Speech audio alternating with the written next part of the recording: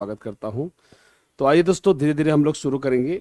आइए, तो going to take the very first question. और दोस्तों, जैसा आपको बता ही रहा हूं कि रेगुलर कोई भी प्रैक्टिस मत करिए दोस्तों, मिस। कोई भी प्रैक्टिस मैं आपको बोलूंगा, कोई भी प्रैक्टिस मत करिए। Don't miss at all, don't miss. मैंने बोला ना कि दोस्तों, सिर्फ आप 50 से 100 प्रैक्टिस देखिए। 50 देख डालिए, 100 देख डालिए, 125 जब तक एग्जाम ना हो देख लीजिए। आपको दोस्तों मजा आएगा इसमें, मतलब फैक्चुअल। मैं अब ज्यादा क्या बोलूं दोस्तों, अपने मुंह मियां मिट्ठू बनने का कोई मतलब है नहीं।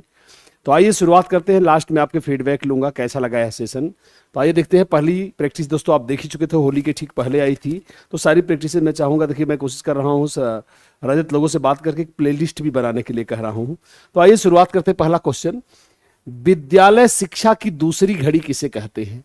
कालांश, पाठ्यक्रम, भोजन अवकाश, समय सारणी। दोस्तों आइए देखते हैं, विद्यालय शिक्षा की दूसरी घड़ी किसे कहते हैं। आइए देखा जाए, विद्यालय शिक्षा की दूसरी घड़ी किसे कहते हैं? कालांश। दोस्तों कालांश क्या होता है? जैसे 40 मिनट 45 मिनट का जो आपका पीरियड होता है किसी सब्जेक्ट का, उसे हम कालांश कहते हैं। जैसे आप नॉर्मल भाषा में लोग बोलते हैं भाई 2 घंटे चले, 4 घंटे, तो घंटा तो पूरा 60 मिनट का होता है, तो उसको कालांश बोलते हैं, समय का एक अंश। तो 40 मिनट 50 मिनट का पीरियड। और दोस्तों अच्छा जानते हैं, पाठ्यक्रम आप जानते ही हैं, सिलेबस होता है। भोजन अवकाश दोस्तों घड़ी तो हो नहीं सकती। तो सिंपल सी बात है दोस्तों, अगर सोचिए विद्यालय का कार्यक्रम चल ही नहीं पाएगा आपका। दोस्तों बहुत ही अच्छा उत्तर दिया है आप लोगों ने, देख रहा हूं। विद्यालय का कार्यक्रम दोस्तों चलाना पूरी तरह से इंपॉसिबल होगा अगर विद्यालय में ना हो। दोस्तों समय सारणी, विद्यालय की समय सारणी को दोस्तों विद्यालय की गाड़ी का क्या कहा गया है? पहिया कहा गया है। बहुत सारे नाम है। विद्यालय की गाड़ी का पहिया कहा गया है, दूसरी घड़ी कहा गया है, and the right answer is going to be समय सारणी। दोस्तों तो पहला उत्तर रहा of course, D for Denmark is the right answer. और आगे चलेंगे, आराम आराम से देखेंगे। क्वेश्चन नंबर दोस्तों 2। आइए क्वेश्चन नंबर 2 दोस्तों, आइए। मनुष्य स्वतंत्र पैदा हुआ है लेकिन वो हर जगह जंजीरों में है, यह कथन किसका है दोस्तों? हाँ, मनुष्य स्वतंत्र पैदा हुआ है लेकिन वह हर जगह जंजीरों में है। आइए आइए,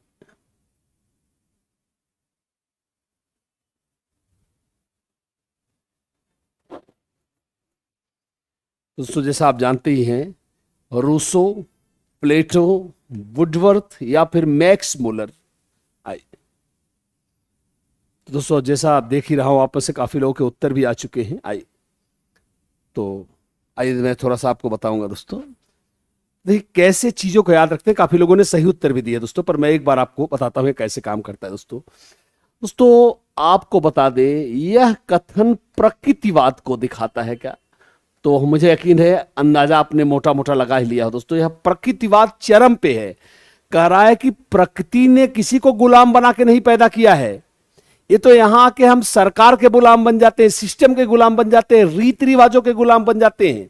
वह व्यक्ति जिसने कहा प्रकृति ही सबसे बड़ी शिक्षक है, और मुझे अंदाजा है कि अब आप इसका अंदाजा, इसका अर्थ का अंदाजा लगा चुके होंगे। वो आदमी कोई और नहीं था दोस्तों, दैट वाज रूसो। क्योंकि आप सभी जानते हैं रूसो एक प्रकृतिवादी है। उन्होंने क्या कहा कि मनुष्य, दोस्तों रूसो के कुछ कथन है, जैसे आपको अभी आगे आएगा।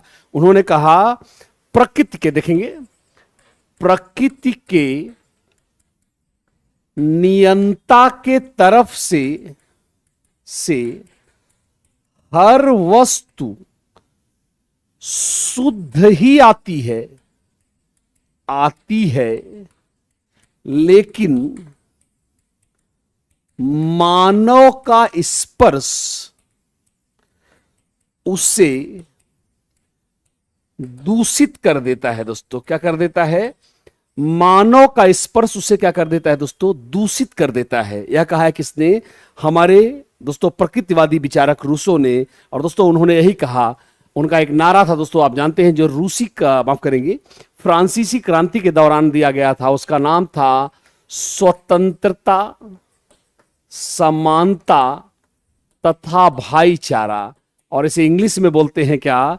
Equality, liberty and fraternity. ये दोस्तों उनका फ्रांसीसी क्रांति का नारा था, और मुझे यकीन है अब आप समझ गए होंगे। और आप जानते हैं दोस्तों, अगला वो जनक हैं कैसी शिक्षा के? दोस्तों आप सभी जानते हैं रूसो को निषेधात्मक शिक्षा, दोस्तों हाँ, आप सभी जानते हैं निषेधात्मक शिक्षा क्या है। उन्होंने कहा बच्चे को, ध्यान से देखेंगे, जब समझ जाएंगे तभी कहेंगे हाँ सर हम समझ गए। उन्होंने कहा कि बच्चे को अच्छाई के बारे में मत बताओ। क्या कर रहे हैं? बच्चे को मत बताओ अच्छाई। क्यों? क्योंकि अच्छाई तो प्रकृति ने उसमें पहले से ही भर रखी है। बच्चे को बुराई से बचाओ, बुराई से, बच्चे को बुराई से बचाओ। बचाओ मतलब कि निषेध कर रहा है, मना कर रहा है, कह रहा है अच्छाई मत बताओ, बुराई से बचाओ, पुण्य के बारे में मत बताओ, पाप से बचाओ, तो मना कर रहा है। इसलिए हम उसे कैसी शिक्षा का जनक कहते हैं?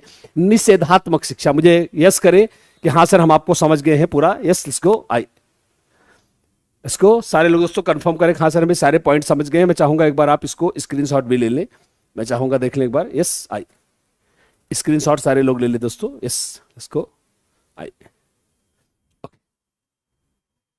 बिल्कुल चला जाए। नेक्स्ट पॉइंट लेंगे, पॉइंट नंबर नेक्स्ट, अगला पॉइंट, पॉइंट नंबर 3 दोस्तों। हाँ आइए,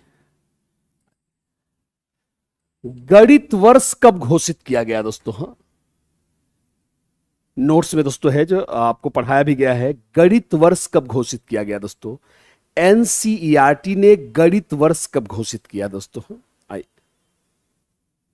आइए आइए यस बिल्कुल। तो गणित वर्ष कब घोषित किया गया? ऑप्शन ए 2012 में, 2010 में, 2012। तो मतलब दोस्तों किस वर्ष को गणित वर्ष घोषित किया गया, मतलब आपको बताना है गणित वर्ष कब घोषित किया गया। आप यूं कह सकते हो किस वर्ष को गणित वर्ष घोषित किया गया दोस्तों। तो आपको बता दें एनसीईआरटी, देखेंगे दोस्तों एनसीईआरटी जिसकी स्थापना हुई 1961 में। आप सभी जानते हैं। देखिए दोस्तों फैक्ट देखिए, अब यहां आपको एक क्वेश्चन से कई क्वेश्चन लपेटने हैं। एनसीईआरटी जिसकी स्थापना 1961 में हुई दोस्तों, यह एक प्रदर्शनी, ध्यान से सुनेंगे, यह एक प्रदर्शनी का आयोजन करती है जिसका नाम है राष्ट्रीय विज्ञान प्रदर्शनी। क्या? राष्ट्रीय विज्ञान प्रदर्शनी। दोस्तों एक कई वर्षों से एनसीईआरटी क्या कर रही है? आयोजित कर रही है। दोस्तों हुआ क्या कि 2012 को जब गणित वर्ष घोषित किया गया, ध्यान सुनेंगे, उत्तर तो अब आप समझ गए हैं, आपको मिल गया है। 2012 को जब गणित वर्ष घोषित किया गया तो इस प्रदर्शनी में दोस्तों 2 और सब्जेक्ट जुड़े। अब राष्ट्रीय विज्ञान प्रदर्शनी में और एक सब्जेक्ट क्या प्लस हो गया? गणित। और बाद में एक और सब्जेक्ट क्या प्लस हो गया? पर्यावरण। तो इसका नाम है दोस्तों पंडित जवाहरलाल नेहरू राष्ट्रीय विज्ञान प्रदर्शनी, इसका पूरा नाम है। अब इसका पूरा नाम क्या हो गया है? पंडित जवाहरलाल नेहरू राष्ट्रीय विज्ञान गणित एवं पर्यावरण प्रदर्शनी। तो अब इसका नाम बदल गया है। तो अब आप समझ गए होंगे सही उत्तर क्या है दोस्तों। सही उत्तर है आपका यस, सही उत्तर है ए फॉर अमेरिका। हाँ जबरदस्त क्वेश्चन है, मुझे यकीन है मजा आया होगा। Yes go. और अब चलेंगे दोस्तों क्वेश्चन नंबर नेक्स्ट पर, अगले क्वेश्चन पे चलेंगे। आइए यस, आइए यस, आइए यस, आइए। और अब चलेंगे दोस्तों हम नेक्स्ट क्वेश्चन पर। हाँ आराम आराम से देखेंगे। 6 से 14 वर्ष की आयु के बच्चों को एक मौलिक अधिकार के रूप में मुफ्त एवं अनिवार्य शिक्षा देने के उद्देश्य से सर्व शिक्षा अभियान किस वर्ष शुरू किया गया? 1996, 1998, 2001, 2003 दोस्तों। आइए यस, तो आइए देखते हैं। और हम लोग दोस्तों इसको पढ़ भी चुके हैं। यस, तो आइए देखा जाए। यस, 6 से 14 वर्ष के बच्चों को मुफ्त एवं अनिवार्य शिक्षा देने के उद्देश्य से दोस्तों सर्व शिक्षा अभियान कब शुरू किया गया है? तो आइए मैं दोस्तों हल्का सा आपको बता दें। बिल्कुल सही दोस्तों, आपने बिल्कुल सही उत्तर दिया है 2001 में। आज आप जितने प्रोग्राम दोस्तों, मैंने आपको क्लासेज में भी बताया है कि आज के देश में शिक्षा का भारत सरकार का जो सबसे बड़ा अभियान है वो कौन है? सर्व शिक्षा अभियान। चाहे जिसको आप जानते हैं, जैसे आप डीपीपी, उसके बाद आपने नाम सुना होगा ऑपरेशन ब्लैक बोर्ड का, ऑपरेशन ब्लैक बोर्ड का, पी मोस्ट का आपने नाम सुना होगा, पी मोस्ट का नाम सुना होगा आपने, कस्तूरबा गांधी बालिका विद्यालय योजना का आपने नाम सुना होगा। ये सारी की सारी योजनाएं, यहां तक कि आरटी 2009, कितने सारे लिखो दोस्तों, बहुत। ये सारी की सारी योजनाएं आज किसके अंतर्गत चलाई जाती हैं? सर्व शिक्षा अभियान के अंतर्गत। मतलब आप ये कह सकते हो कि भारत सरकार का सबसे बड़ा शैक्षिक अभियान है क्या? सर्व शिक्षा अभियान। और बिल्कुल the right answer is going to be, मतलब ये सारे के सारे अब किसके अंतर्गत चलते हैं? मैं लिख देता हूं, ये सब के सब अब चलाए जाते हैं सर्व शिक्षा अभियान के अंतर्गत। And the right answer is going to be yes, बिल्कुल सही, C for Chennai is the right answer. आगे चलेंगे क्वेश्चन नंबर दोस्तों नेक्स्ट पर। हाँ आइए, क्वेश्चन नंबर 5 आइए। यस, राज्य शिक्षा संस्थान की स्थापना कब की गई दोस्तों? आपको बताना है राज्य शिक्षा संस्थान की स्थापना कब की गई। यस, ऑप्शन ए 1964 में, 1965 में, 1960 में और 1957 में दोस्तों। आइए, यही सब चीजें दोस्तों जो आपको याद रखनी है। आइए इसको, आइए, यस, आइए,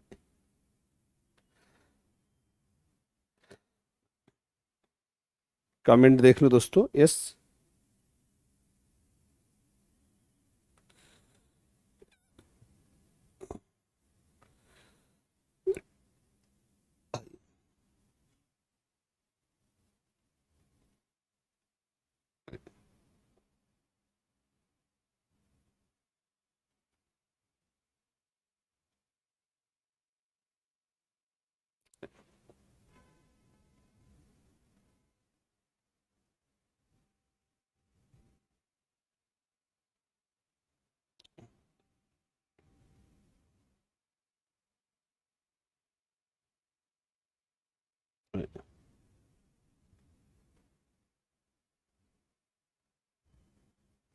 तो जैसा आप जानते हैं राज्य शिक्षा संस्थान के दोस्तों, आपको बता दें ये इंपॉर्टेंट क्यों है, क्योंकि आप सभी जानते हैं भारत में यूपी में दोस्तों, यूपी में एनसीईआरटी की तर्ज पर स्थापना हुई किसकी? एससीईआरटी की ठीक 20 साल बाद। कब हुई? 1981 में दोस्तों। और 1981 के पहले ही बन चुका था क्या? राज्य शिक्षा संस्थान, जो आज के डेट में प्रयागराज जिले में है दोस्तों। किसमें है? प्रयागराज जिले में है। और इसकी स्थापना दोस्तों की गई थी क्या? 1964 में दोस्तों। और ये काफी, मतलब आप समझ लो तमाम जो दोस्तों तमाम जो प्रोग्राम चलाए जाते हैं अपर एजुकेशन के, प्राइमरी एजुकेशन के, सबके सब किसके अंतर्गत चलाए जाते हैं? राज्य शिक्षा संस्थान में। किस स्तर पर? राज्य स्तर पर। और उसका मुख्यालय दोस्तों कहां है? प्रयागराज है। तो इसको याद कर लेंगे तो सही उत्तर क्या है? 1964। आगे चलते हैं, क्वेश्चन नंबर नेक्स्ट आई, आओ देखते हैं। नगर शिक्षा संसाधन केंद्र जो कि नगर के लिए हैं, उनका संक्षिप्त रूप क्या है दोस्तों? कह रहा क्या? जैसे ग्रामीण शिक्षा संसाधन केंद्र होते हैं, बीआरसी होता है, तो आप समझ रहे हैं। तो नगर शिक्षा संसाधन केंद्र को शॉर्ट में क्या कहेंगे? बीआरसी कहेंगे, यूआरसी कहेंगे, दोनों कहेंगे, या कोई नहीं कहेंगे दोस्तों? गेस करिए। नगर शिक्षा संसाधन केंद्र जो कि नगर क्षेत्र के लिए है, उनका संक्षिप्त रूप क्या होगा? गेस करिए, आइए। और आप सभी जानते हैं दोस्तों, जैसे ब्लॉक स्तर पर बना है क्या? Block resource centre. क्या है?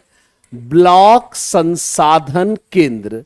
तो ब्लॉक स्तर पे क्या है दोस्तों? ब्लॉक संसाधन केंद्र। वैसे ही टाउन एरिया दोस्तों, नगर का मतलब है टाउन एरिया पे बना है क्या? अर्बन अर्बन रिसोर्स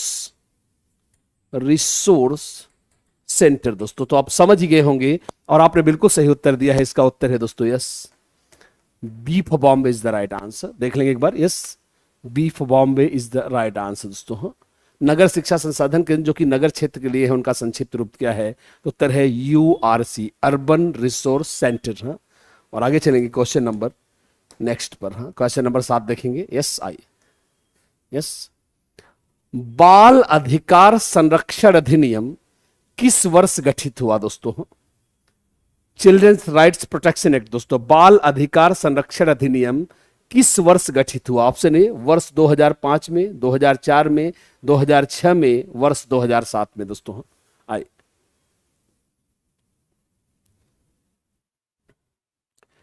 ध्यान रखेंगे दोस्तों, कोई करंट हम नहीं पढ़ रहे हैं, हमको पढ़ने हैं मानवीय एवं संवैधानिक मूल्य। तो बच्चों की खरीद फरोख्त करना, तो हम संविधान जब लेंगे तो लेंगे ही। और आप सभी जानते हैं चिल्ड्रन राइट्स प्रोटेक्शन एक्ट आया दोस्तों किसमें?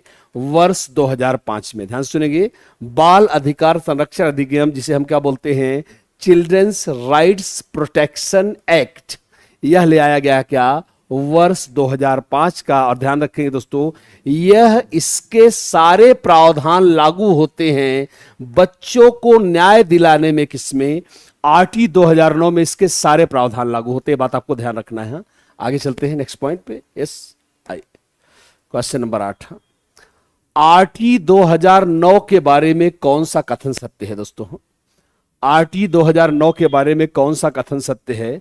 पहला, यह भारतीय संविधान के 86वें संशोधन से लागू हुआ। इसमें 38 धाराएं, 7 अध्याय तथा 1 अनुसूची है। इसमें सरकारी विशिष्ट सहायता प्राप्त एवं निजी 4 प्रकार के स्कूल बताए गए हैं।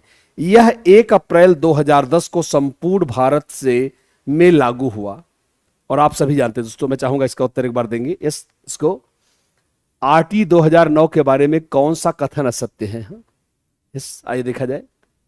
यस, और आप सभी जानते हैं दोस्तों, आपके उत्तर बिल्कुल दिख रहे हैं। Yes, D is the right answer guys, बिल्कुल सही डी, क्योंकि आप जानते हैं दोस्तों, बिल्कुल सही, यह 86वें संशोधन आया, ये सही है दोस्तों, अर्थात आपका उत्तर नहीं है, सही वाला गलत हो जाएगा, आप भी समझ रहे हो। इसमें 38 धाराएं, बिल्कुल सही, ये भी सही था, ये भी गलत हो गया। तो ये क्वेश्चन कई जगह आया गया है कि आरटी ने कितने प्रकार के स्कूल बताए, तो आरटी ने दोस्तों 4 तरह के स्कूल बनाए हैं। सरकारी विशिष्ट, जैसे नवोदय एक ऐसा स्कूल है विशिष्ट, और जूनियर में जो एडेड होते हैं वो सहायता प्राप्त होते हैं, और जिनका मालिकाना हक 1 आदमी 2 आदमियों के हाथ में हो उसे निजी कहते हैं। और आप जानते हैं 1 अप्रैल 2010 को ये संपूर्ण भारत में नहीं लागू हुआ था, ये लागू हुआ था किसको छोड़कर?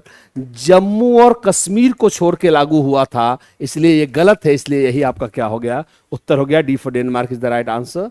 और आगे चलेंगे दोस्तों क्वेश्चन नंबर नेक्स्ट पर। हाँ आइए, यस आइए, हर्बर्ट की पंचपदी प्रणाली का सही क्रम क्या है?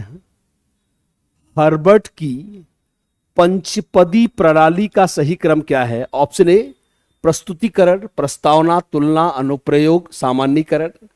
प्रस्तावना, सामान्यीकरण, तुलना, अनुप्रयोग, प्रस्तुतिकरण। सामान्यीकरण, तुलना, प्रस्तुतिकरण, अनुप्रयोग, प्रस्तावना। और दोस्तों लास्ट में है प्रस्तावना, प्रस्तुतिकरण, तुलना, सामान्यीकरण और अनुप्रयोग। दोस्तों ये बहुत इंपॉर्टेंट रहेगा, एक क्वेश्चंस बहुत ही इंपॉर्टेंट रहेंगे। हाँ, एकदम हॉट लिस्ट में आप में इनको रखना है। और दोस्तों मैं देख सकता हूं सारे लोगों के आंसर्स देख रहा हूं, और मुझे बहुत गर्व होता है मेरे बाबू लोग, जब आप एक आंसर देते हो जो एकदम, तो बहुत बिल्कुल सही। दोस्तों आप सभी जानते हैं, सबसे पहले विद्यार्थी के सामने विषय वस्तु को संक्षिप्त में बताइए, यह क्या है? प्रस्तावना है। फिर पूर्व ज्ञान से जोड़कर उतारिए, यह क्या है? प्रस्तुतिकरण है। फिर समानता और अंतर बताने के लिए क्या करिए? तुलना करिए। फिर पूरे टॉपिक का कंक्लूजन बताइए, मोटी मोटी बात, किस चैप्टर से शॉर्ट में मोटी मोटी बात हमने क्या सीखा, यह सामान्यीकरण है। फिर प्रश्न पूछकर सिखाई गई जानकारी को यूज करवाइए। And the right answer is going to be D for Denmark. Yes, सभी लोगों ने दोस्तों सही उत्तर दिया है, D for Denmark is the right answer. आगे चलेंगे क्वेश्चन नंबर दोस्तों नेक्स्ट। हाँ, निम्न में से कौन सा कथन सत्य है? दोस्तों बड़ा ही जबरदस्त क्वेश्चन है, देखेंगे फैक्चुअल क्वेश्चन रहेंगे। निम्न में से कौन सा कथन सत्य है? पहला, शिक्षण की 3 अवस्थाएं हैं, शिक्षण के 3 चर हैं, शिक्षण की अवस्थाएं टॉलमैन ने कही हैं या दी हैं, शिक्षण केवल शिक्षक केंद्रित होता है। दोस्तों फैक्ट देखिएगा, ये इसका टारगेट है आपको सिर्फ फैक्ट देना। जैसा आप जानते हैं, यही मेरा पढ़ाने का तरीका है। मैं चाहता हूं यहां आप उत्तर देना नहीं इंपॉर्टेंट है दोस्तों, मैं चाहता हूं आप फैक्ट को घर ले जाओ। हाँ आइए देखते हैं इसको। तो आप सभी जानते हैं दोस्तों, शिक्षण की 3 अवस्थाएं हैं, जिसे पहली अवस्था को मैंने आपको बताया था, तमाम क्वेश्चन लिए हैं। पहली अवस्था को दोस्तों हम शिक्षण पूर्व अवस्था कहते हैं, दूसरे को हम अंतः क्रियात्मक अवस्था कहते हैं, देख लेंगे एक बार, स्क्रीनशॉट लेंगे। और तीसरे को हम उत्तर अंतः क्रियात्मक अवस्था कहते हैं। क्या? उत्तर अंतः क्रियात्मक अवस्था कहते हैं। ये 3 अवस्थाएं हैं दोस्तों, और ये तीनों अवस्थाएं किसने दी हैं? टॉलमैन ने दी है दोस्तों। किसने दी है? टॉलमैन ने दी है। और अब आप सभी जानते हैं शिक्षण के 3 चर हैं, कौन कौन है? शिक्षक है, शिक्षार्थी है, और पाठ्यक्रम है। दोस्तों ये तो तत्व हो गए। अब शिक्षक को कैसा चर माना गया है? स्वतंत्र चर माना गया है। किसको? शिक्षक को। शिक्षार्थी को आप सभी जानते हैं आश्रित चर माना गया है। और इनको आपस में जोड़ने वाले पाठ्यक्रम को कैसा चर माना गया है? मध्यस्थ चर माना गया है। आप सारे लोग जानते हैं। और शिक्षण की अवस्था है दोस्तों ऑफ कोर्स टॉलमैन ने दी है। और शिक्षण बाल केंद्रित भी हो सकता है, इसलिए डी वाला ऑप्शन दोस्तों क्या है? गलत है। और बेसिकली हमारा टारगेट था टू चेक द फैक्ट। जैसा मैं हमेशा बोलता हूं, मेरा टारगेट क्वेश्चन पूछना नहीं है, मेरा टारगेट यह है कि आप फैक्ट को लपेट के ले जाओ और फैक्ट को बना के रखो। बस यही मेरा इतना टारगेट है दोस्तों। आइए आगे चलते हैं। नेक्स्ट आइए इसको क्वेश्चन नंबर नेक्स्ट। आइए क्वेश्चन नंबर नेक्स्ट। आइए अपनी जिम्मेदारियों, ध्यान से देखेंगे दोस्तों, हम WHO के जीवन कौशल आप पढ़ चुके हो तो एक क्वेश्चन वहां से ले रहा हूं। अपनी जिम्मेदारियों एवं कर्तव्यों को समझना कौन सा जीवन कौशल है? ऑप्शन ए समानुभूति, स्वजागरूकता, देखेंगे स्वजागरूकता, सृजनात्मक सोच या समस्या समाधान। आइए देखते हैं आइए देखेंगे अपनी जिम्मेदारियों एवं कर्तव्यों को समझना कौन सा जीवन कौशल है। और हम सभी जानते हैं दोस्तों सही उत्तर क्या है। हम में से हर व्यक्ति जानता है, मैं आपको पढ़ा चुका हूं दोस्तों। ध्यान रखेंगे, पहले जान ले, हमारा पहला शब्द है समानुभूति। अपने जैसा, सम मीन्स बराबर, अनुभूत मीन्स अनुभव करना। अपने जैसा दूसरों का दुख दर्द भी समझना क्या है दोस्तों? समानुभूति है, अर्थात आपका उत्तर नहीं है। सृजनात्मक सोच, नवीन सोच है, ऐसा तो यहां कुछ कहा नहीं गया है, ये भी आपका उत्तर नहीं दोस्तों। समस्या समाधान की बात नहीं कर रहा है दोस्तों। तो आप सोचिए भाई, जो ड्यूटी है दोस्तों, जैसे मुझे रात को, ये मेरा 14वां घंटा है दोस्तों, आपको बता दें ये मेरा 14वां घंटा है, मतलब ऑलमोस्ट मैं 13 घंटे 14वां घंटा पढ़ा रहा हूं। अब दोस्तों इसके लिए मुझे खुद जागरूक रहना है। अभी नहीं मैं सो रहा हूं, कोई मुझे उठाए, भाई उठो उठो आपको प्रैक्टिस करानी है।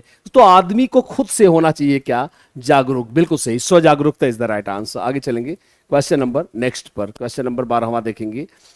किसी कंपनी द्वारा, ध्यान से सुनेंगे दोस्तों, किसी कंपनी द्वारा प्रयोग किया जाने वाला व्यापार चिन्ह क्या कहलाता है? आइए देखते हैं। यस, किसी कंपनी द्वारा प्रयोग किया जाने वाला व्यापार चिन्ह क्या कहलाता है? Option A copyright, trademark, patent, hallmark. तो आइए मैं आपको दोस्तों बताऊंगा, बड़ा ही मजा आएगा इस क्वेश्चन में। यस, और अभी आज भी कई जगहों पढ़ाया दोस्तों, और हम में से काफी लोग जानते हैं दोस्तों। ध्यान से सुनेंगे, किसी किताब के राइटर को अमूर्त रचना, दोस्तों पहले जान ले, अमूर्त रचना के लिए जो अधिकार दिया जाता है उसे हम कॉपीराइट कहते हैं। आप सभी जानते हैं कॉपीराइट का जो चिन्ह होता है ऐसे सी से बनता है दोस्तों। और आप जानते हैं कोई वस्तु का आपने आविष्कार किया, जैसे आपने पंखा आविष्कार किया है, आपने इस मोबाइल का आविष्कार किया है, और आप चाहते हो कि आपके अलावा कोई इसका मालिकाना हक क्लेम ना करे, तो इसके लिए आपको पेटेंट कराना पड़ेगा। वस्तु का क्या होता है दोस्तों? वस्तु का अगर आपने आविष्कार किया है तो इसका पेटेंट होगा। अब दोस्तों जैसा आप देखते हैं तमाम लोगो आपने देखा होगा, जैसे आपने स्टेट बैंक ऑफ इंडिया दोस्तों ऐसे देखा होगा, इस तरह से लोगो होता है, ऐसे करके ऐसे होता है। फिर आपने देखा होगा LIC का दोनों हाथ जोड़ते हुए। यह दोस्तों वह व्यापार चिन्ह जो एक कंपनी यूज करती है मार्केट में। क्यों यूज करती है? ताकि LIC का कस्टमर किसी दूसरी कंपनी में कंफ्यूज ना हो जाए। तो आप यूं कह सकते हो कि यह दोस्तों इसका एक चिन्ह होता है TM, देखिएगा TM, ट्रेडमार्क। हाँ, TM इसको शॉर्ट में बोलते हैं। और दोस्तों यह यूज करती है कंपनी ताकि उसका कस्टमर किसी दूसरी कंपनी के प्रोडक्ट को गलती से ना खरीद ले। और इसे दोस्तों हम क्या बोलते हैं? इसे हम ट्रेडमार्क कहते हैं। और दोस्तों सोने का, हम कभी इनकी डेट बताएंगे, बहुत डीप क्वेश्चन आएंगे। हॉलमार्क आप सभी जानते हैं दोस्तों, खरे सोने की परख का मानक है। खरे सोने का मानक है कौन? सोना मतलब दोस्तों सोने स्लीप वाला नहीं, गोल्ड का मानक है। इसलिए सही उत्तर क्या है? ट्रेडमार्क। हाँ, B for Bombay is the right answer. हाँ, आगे चलेंगे नेक्स्ट क्वेश्चन पर। अगला क्वेश्चन, यस, क्वेश्चन नंबर 13वां। आइए देखते हैं। यस, आइए, मानव जीवन का आधार क्या है दोस्तों? बड़ा ही जबरदस्त छोटा सा एक क्वेश्चन, आपको शुरू में बहुत आसान लगेगा, पर जब आप इसको समझोगे तब आपको लगेगा क्वेश्चन बहुत टफ है। हाँ, मानव जीवन का आधार क्या है? ऑप्शन ए व्यवसाय, बी धर्म, सी नैतिकता, डी मूल्य। बड़ा मजा आएगा दोस्तों, मैं चाहूंगा आप इसका उत्तर दें, मुझे अच्छा लगेगा। हाँ? मानव जीवन का आधार क्या है, गेस करिए। यस, आइए। ओके, बड़ा ही दोस्तों मजेदार क्वेश्चन है। जो लोग जानते हैं उन्हें मालूम है, जो लोग नहीं जानते हैं आपको बहुत कंफ्यूज कर सकता है। दोस्तों ध्यान सुनेंगे। दोस्तों आपको एक बार लग रहा होगा, जैसे आप नहीं जानते तो मैंने बोला तभी आपको कंफ्यूजन होगा। आपको लग रहा होगा कि मानव जीवन का आधार धर्म है। दोस्तों जब अगर छोड़ दो, वैसे चाहो तो आप ऐसे भी उत्तर निकाल सकते हो। दोस्तों धर्म, नैतिकता, मूल्य लगभग एक जैसी बातें हैं। अब दोस्तों आप जरा सोचिए, जिंदा रहेंगे तभी तो धर्म, मूल्य, हनुमान चालीसा पढ़ेंगे। इसलिए दोस्तों मानव जीवन का आधार, या दोस्तों बड़ा ही व्यावसायिक नैतिकता, जो आपका एक चैप्टर है जीवन कौशल का, व्यावसायिक आचरण एवं नीति, ये उसका क्वेश्चन है। दोस्तों मानव जीवन का आधार धर्म नहीं है, नैतिकता नहीं। अरे भैया सोचो, दान पुण्य तभी तो करोगे जब आदमी रहेगा क्या, जिंदा।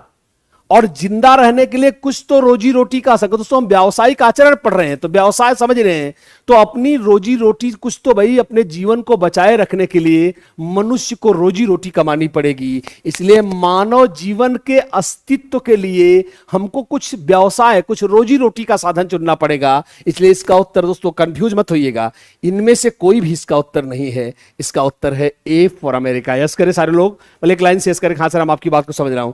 ये तीनों चीजें तभी तो पॉसिबल है जब आपके पास रहेगा कुछ थोड़ा मोड़ा क्या, पैसा। और पैसा कमाने के लिए आपको क्या करना पड़ेगा, व्यवसाय करना पड़ेगा। यहीं पे नैतिकता है। अरे कहते नहीं यार, मरता आदमी चोरी भी कर सकता है, हनन कर सकता है किसका, नैतिकता का। भूल सकता है अपने धर्म को, भूल सकता है मूल्यों को चोरी करके, लेकिन अगर उसके पास एक व्यवसाय है तो तीनों चीजें चलेंगी। इसलिए मुझे यकीन है कि अब आप इसको कभी नहीं भूलेंगे। मानव, दोस्तों जब मैंने भी पढ़ा था एक बार मैं भी चौंक गया, पर मानव जीवन का आधार दोस्तों ध्यान रखेंगे व्यवसाय है। हर आदमी को अपने अस्तित्व को बचाए रखने के लिए रोजी रोटी का कोई ना कोई साधन क्या करना पड़ता है, अपनाना पड़ता है। आगे चलेंगे क्वेश्चन नंबर नेक्स्ट पर, क्वेश्चन नंबर 14। कक्षा नायकी पद्धति दोस्तों किस शिक्षा की देन है, वैदिक कालीन शिक्षा, बौद्ध कालीन शिक्षा, मुस्लिम कालीन शिक्षा, ब्रिटिश कालीन शिक्षा। हाँ? कक्षा नायकी पद्धति किस काल की शिक्षा की देन है दोस्तों? तो आइए मैं आपको बता दूं दोस्तों, जब गुरुजी नहीं रहते थे, गुरुजी कहीं बाहर चले जाते थे, उनकी अनुपस्थिति में उनका प्रिय शिष्य गुरुकुल की देखरेख करता था और कक्षाएं पढ़ाता था। प्री का मतलब क्या है दोस्तों, हम मॉनिटर की बात नहीं कर रहे हैं, ध्यान रखेंगे, हम कक्षा के मॉनिटर की बात नहीं कर रहे हैं, हम बात कर रहे हैं उस सबसे मेधावी छात्र की जो गुरुजी के न रहने पर क्लास लिया करता था। और वैदिक कालीन शिक्षा में दोस्तों शुरुआत हुई किसकी, कक्षा नायक पद्धति। फिर सुनेंगे, अगर गुरुजी राजा से मिलने गए हैं, कहीं बाहर किसी ऋषि के यहां हवन इत्यादि यज्ञ में भाग लेने गए हैं, तो ऐसे में उनकी क्लास का सबसे ब्रिलियंट स्टूडेंट क्लास संभालता था, उसे पढ़ाया करता था। और इस पद्धति को किस नाम से जाना गया, इस पद्धति का ही नाम पड़ा क्या दोस्तों, कक्षा नायकी पद्धति। एक बार यस करें सारे लोग, सारे लोग यस करें। हाँ सर हम समझ गए हैं इसको। आइए वैदिक कालीन, कई हमारे दोस्तों ने लिख करके भेज दिया है वैदिक कालीन शिक्षा। आइए आगे चलते हैं, क्वेश्चन नंबर 15 दोस्तों। आइए यस, इसको आइए यस।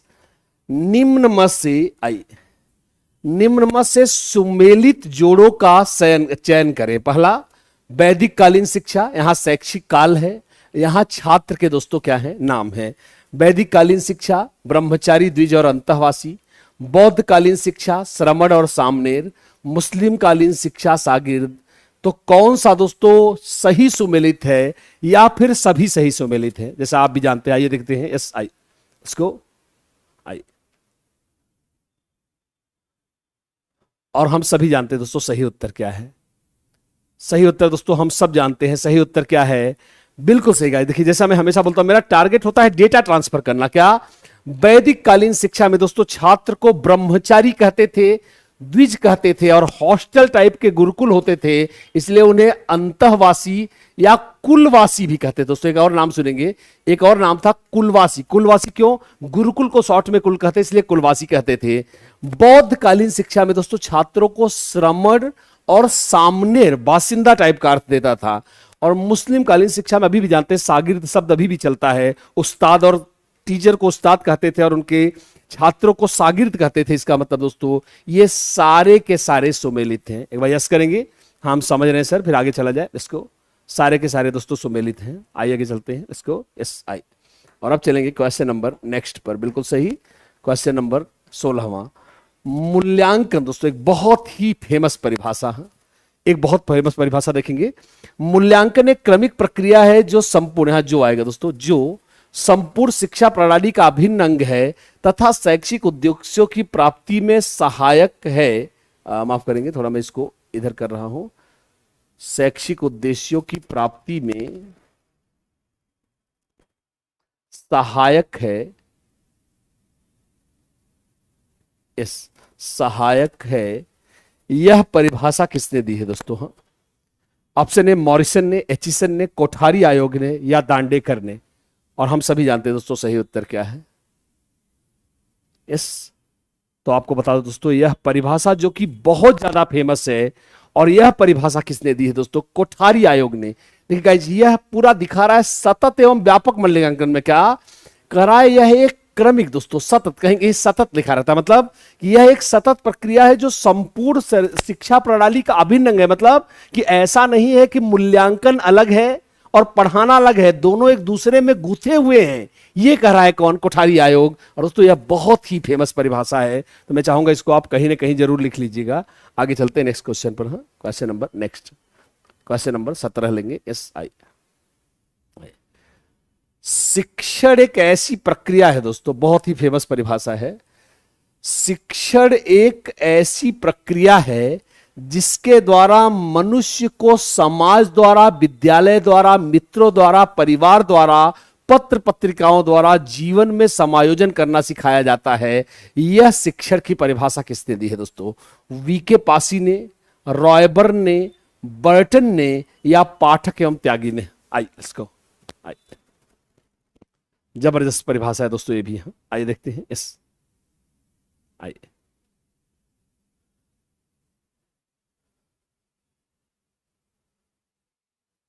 यस, और जैसा आप भी जानते हैं दोस्तों, इसका सही उत्तर है दोस्तों, यह परिभाषा बहुत, मैं इसे हमेशा बोलता हूं, यह दुनिया की सबसे बेहतरीन परिभाषा है। और यह किसने दिया है? पाठक एवं त्यागी। दोस्तों देखिए कैसे कह रहा है सिर्फ विद्यालय से ही नहीं होता क्या शिक्षण, हमारे मित्र भी दोस्तों, मित्र मजाक उड़ाकर सिखाते हैं, परिवार में माता पिता सिखाते हैं, पुस्तक पुस्तिकाओं को किसमें लिखेंगे? पत्र एवं पत्रिकाओं को।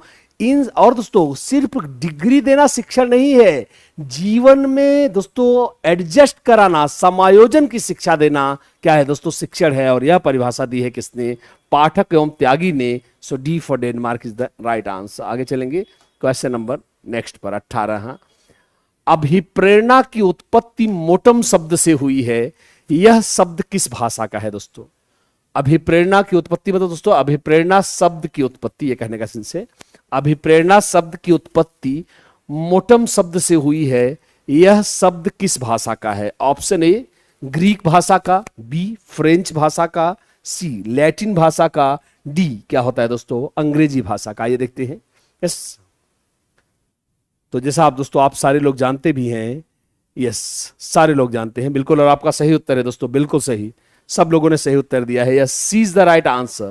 दोस्तों आपको बता दें, मोटम शब्द से निकला है इंग्लिश का शब्द क्या? मोटिवेशन, जिसे हम सामान्य अर्थ में अभिप्रेरणा कहते हैं।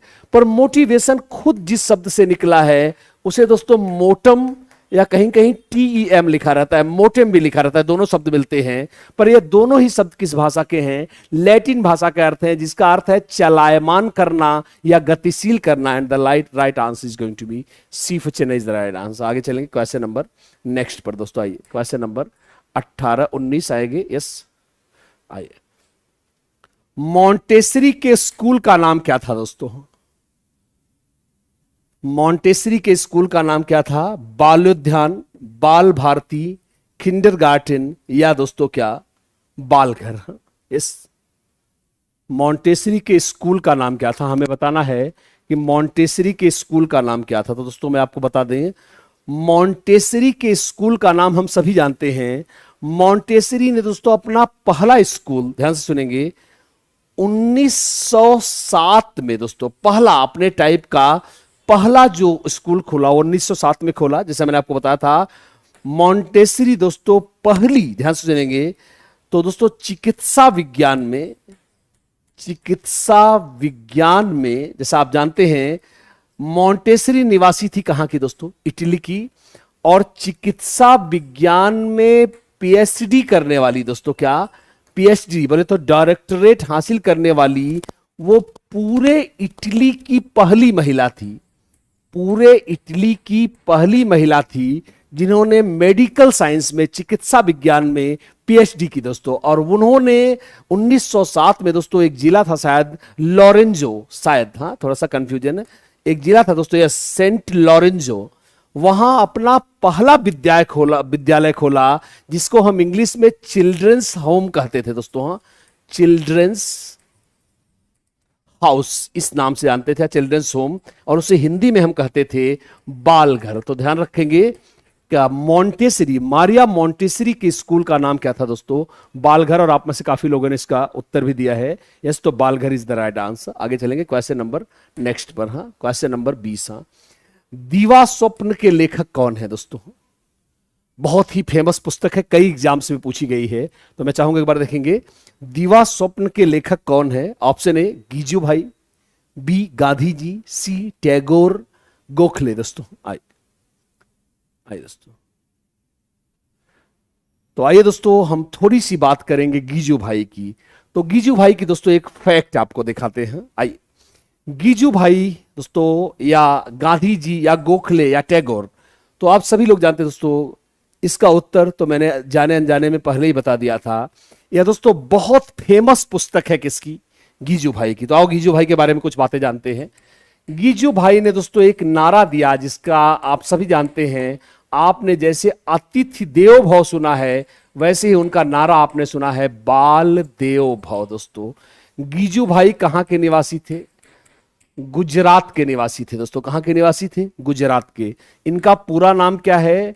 गिरिजा शंकर, देखेंगे गिरिजा शंकर भगवान जी, यस, भगवान जी बधेका। हाँ, तो पूरा नाम इनका क्या है? गिरिजा शंकर भगवान जी बधेका। समझते रहेंगे पूरी बात को, गिरिजा शंकर भगवान जी बधेका। और अगला, जैसा आप जानते हैं, इन्होंने दोस्तों बहुत सारी पुस्तकें लिखी है, पर इनकी सबसे फेमस पुस्तक है क्या? दीवा स्वप्न।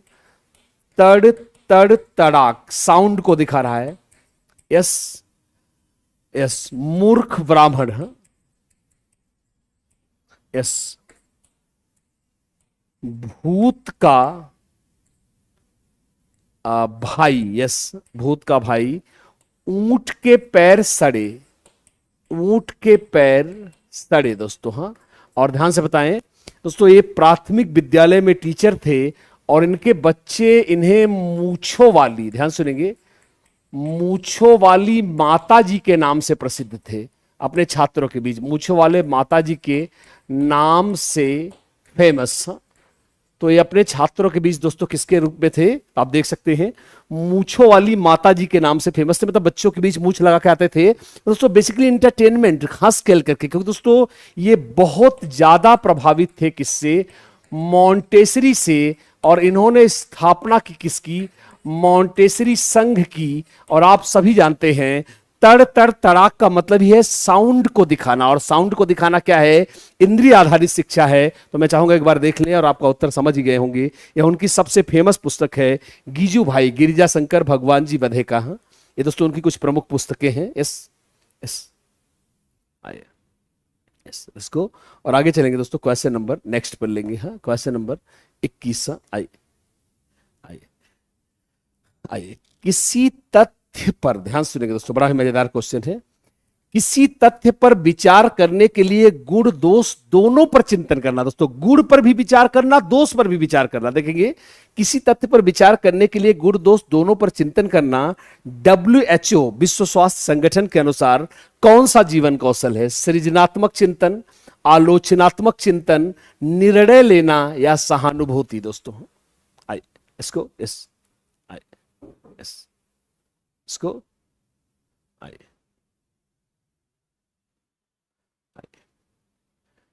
तो जैसा नाम से ही पता चल रहा है दोस्तों, इसे कहते हैं क्या दोस्तों? अब आपने सुना होगा, आपने कानून के आंखों पर एक क्या देखी है? पट्टी। आपने देखा होगा कानून के दोस्तों, आप देखते कोर्ट में क्या होता है, एक बंदे के आंखों पर तराजू होता है, सॉरी पट्टी होती है, और उसके हाथ में क्या होता है, तराजू होता है दोस्तों।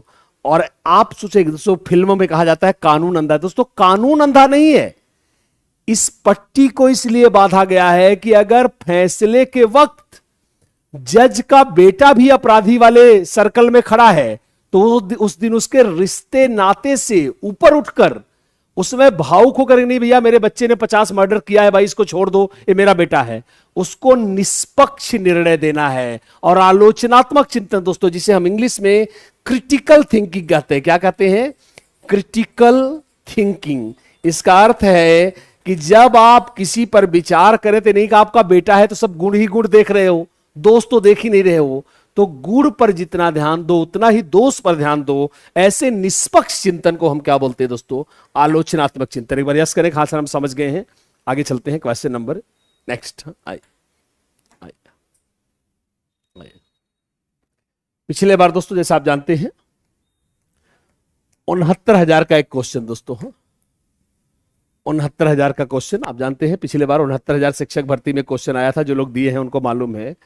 मूल्य वह है जो मानव इच्छाओं की तुष्टि करे, यह परिभाषा किसने दी है दोस्तों? मेयर ने, रॉस ने, अर्बन ने या स्टील ने? आई यस, मूल्य वह है जो मानव इच्छाओं की तुष्टि करे, यह परिभाषा किसने दी है? गेस करिए। यस, आइए देखा जाए। तो जैसा आप जानते हैं दोस्तों, यह परिभाषा जानते हैं सारे लोग, यह पिछली बार ही आया था और इसका सही उत्तर है अर्बन दोस्तों। क्या? जो मानव इच्छाओं को संतुष्ट करे, खुश बनाए, वही दोस्तों क्या है? मूल्य है। ऐसा कहा है किसने? अर्बन ने। और इसको दोस्तों याद रखिएगा, एक बहुत ही इंपॉर्टेंट परिभाषा है। Yes, okay, question number next.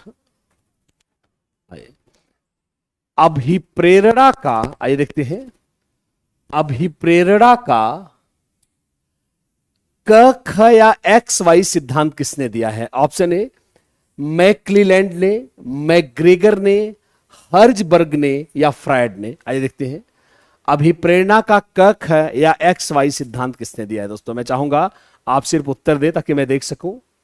अभिप्रेरणा का क, ख या एक्स वाई सिद्धांत किसने दिया है? तो जैसा आप जानते हैं दोस्तों, मैंने आपको कई बार पढ़ाया है, अभिप्रेरणा का एक्स वाई सिद्धांत कई लोगों ने दोस्तों, और मुझे फक्र है कि आपके उत्तर दोस्तों लगातार आ रहे हैं। Yes, the right answer is guys, अभिप्रेरणा का एक्स पक्ष निगेटिव होता है, वाई पॉजिटिव होता है। और यह सिद्धांत दिया है दोस्तों डगलस मैग्रेगर ने। किसने दिया है दोस्तों? डगलस मैग्रेगर ने दिया है। फ्रायड ने, हर्जबर्ग ने दिया है दोस्तों, देख लेंगे। अभिप्रेरणा का द्विकारक सिद्धांत फ्रायड ने दोस्तों मूल इच्छा, जिसमें आप जानते हैं थैनाटोस और इरोस आते हैं, जीवन इच्छा, मूल इच्छा। और मैक्लीलैंड ने दिया है आवश्यकता का संप्राप्ति सिद्धांत दोस्तों। क्या? संप्राप्ति सिद्धांत, देख सकते हैं। तो चारों मैंने लिख दिया। तो हर्जबर्ग ने अभिप्रेरणा का द्विकारक सिद्धांत दिया है, मैक्लीलैंड ने दिया है दोस्तों क्या? संप्राप्ति सिद्धांत। और डगलस मैग्रेगर ने दिया है एक्स वाई सिद्धांत। और फ्रायड ने दिया है मृत्यु मूल इच्छा, आप सभी लोग जानते हैं, और जीवन मूल इच्छा का सिद्धांत। आइए आगे चलते हैं क्वेश्चन नंबर नेक्स्ट पर। हाँ, क्वेश्चन नंबर 24। लूथर गुलिक ने प्रबंधन के कितने तत्व बताए हैं दोस्तों? यस, और काफी दोस्तों पढ़ाया गया है, क्लासेज में भी लिया है। लूथर गुलिक ने मैनेजमेंट के कितने तत्व दोस्तों, क्योंकि हमको शैक्षिक प्रबंधन पढ़ना है। लूथर गुलिक ने प्रबंधन के कितने तत्व बताए हैं? Option A 7, 8, 9, 6।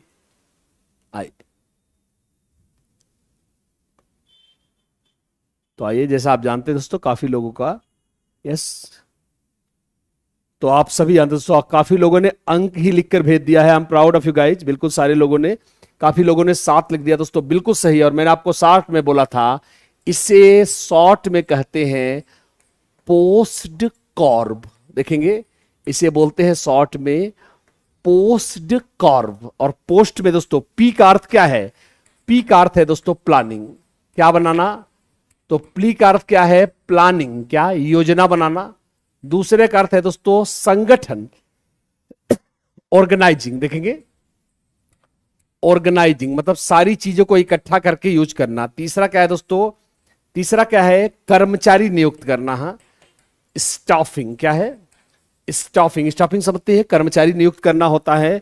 और दोस्तों अगला क्या है, उन कर्मचारियों को क्या करना है इसका निर्देश देना दोस्तों, क्या, डायरेक्टिंग। और उसके बाद क्या होता है, डायरेक्टिंग। और फिर दोस्तों समन्वय बैठाना, सब आपस में मिलजुल के काम करें, इसलिए इसे कोऑर्डिनेटिंग कहते हैं। क्या, कोऑर्डिनेटिंग या समन्वय बैठाना। और लास्ट में दोस्तों किसने क्या किया वो शाम तक ऑफिस में रिपोर्ट करे, और इसे बोलते हैं क्या, रिपोर्टिंग। और फिर उसी हिसाब से पैसा अलॉट होगा जिसे हम बजटिंग कहते हैं। जैसा जानते हैं बजटिंग बजट से आता है। इसमें ध्यान देने लायक क्या है, सीओ एक साथ काउंट होंगे, बाकी सब आपको देखो, जब आप अक्षर देखोगे तो आपको 8 अक्षर दिखेंगे, पर यहां दोस्तों ध्यान रखेंगे सीओ पूरा एक काउंट होगा, और सीओ ये रहा कोऑर्डिनेटिंग। हाँ, कोऑर्डिनेटिंग, हमने कोऑर्डिनेटिंग शॉर्ट में कोऑर्डिनेटिंग, तो को और ऑर्डिनेटिंग के बीच में एक डैश होता है, तो यह 7। फिर सुनना, योजना बनाना, चीजों को सेट करना, कर्मचारी नियुक्त करना, कर्मचारी को क्या करना है, निर्देश देना, आपस में सारे कर्मचारियों का मिलजुल कर तालमेल बैठाना, कोऑर्डिनेटिंग होता है, किसने क्या किया है यह रिपोर्टिंग है, उस हिसाब से पैसा अलॉट करना दोस्तों क्या कहलाता है, इसे हम कहते हैं यस बजटिंग कहते हैं। तो अब आप समझ गए होंगे, the right answer is going to be A for America. हाँ, बस दोस्तों आज यहीं तक, बताएं कैसा लगा। Yes, how was the session. Yes, आइए कल दोस्तों हम कुछ और क्वेश्चन लेंगे मजेदार। थोड़ा शुरुआत में समझाना है इसलिए कम क्वेश्चन ले रहा हूं दोस्तों, धीरे धीरे गति आ जाएगी, 10-20 दिन देखते रहेंगे, थोड़ा थोड़ा धीरे धीरे धीरे गति आएगी, तो आपको और भी मजा आएगा इसमें। यस, बताएंगे हाउ वाज द क्लास, एक बार देख लें इसको, चाहे तो पोस्ट कॉर्ब को, चाहे तो आप इसको स्क्रीनशॉट भी ले सकते हैं, मैं हट गया हूँ। यस, चलेंगे। यस, आइए तो बताएं हाउ वाज द क्लास। मुझे यकीन है दोस्तों आज की क्लास लगातार दोस्तों फ्रेश, लगातार कोशिश कर रहा हूँ कुछ नया दूं, कुछ फ्रेश कंटेंट देने की कोशिश कर रहा हूँ, तो थोड़ा धीरे धीरे इसके लिए वर्कआउट तो करना पड़ रहा है, पर मुझे यकीन है कि आपको जब थोड़ा फ्रेश मजा आएगा तो मैं भी दोस्तों कवर करूंगा, धीरे धीरे धीरे धीरे हम लोग हैंडल कर लेंगे। तो चलिए दोस्तों एंजॉय करते रहिए। मैं आरपी मिश्रा कल फिर मुलाकात करूंगा इसी टाइम पे, तब तक के लिए दोस्तों मुझे इजाजत दे। Thank you guys, thanks a lot, thank you, thanks a lot, thank you.